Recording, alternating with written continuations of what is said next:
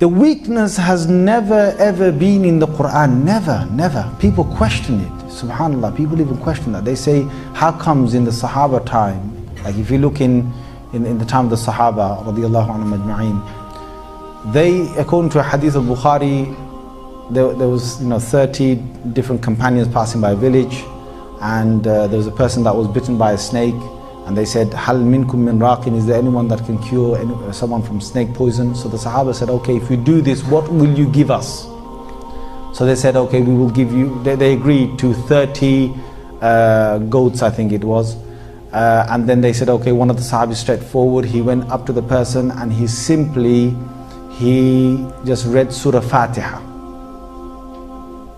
He didn't go and get a book, hocus pocus, waving a magic wand, or he just read Surah FATIHA. And he blew onto this individual's leg, and then the poison was basically out of the body. And the person was completely cured just through Surah FATIHA. That FATIHA at that time was used.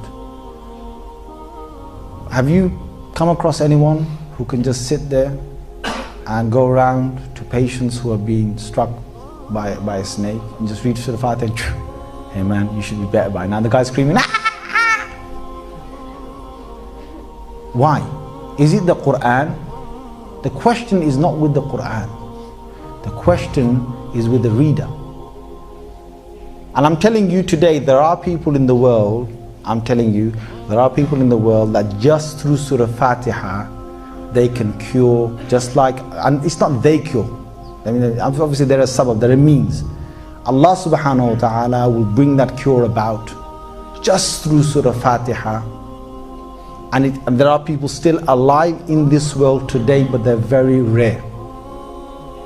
Most of us would probably need a lot more to read than that, just to get that cure to come about. The cure, we don't bring the cure, obviously Allah brings the cure, it's His words of the Holy Quran. But the one thing that I want us to understand is that the Quran in no way is any lesser in degree of power than what it was in its time of revelation. It's actually exactly the same power. But the power of the Quran, when it comes to ruqya, when you want to blow onto someone because they are affected by something, the power of the Quran is contingent upon the nature of the body that reads it. See, the body that reads it, it depends on the a'mal and the good action that the body does, and the purity of the heart.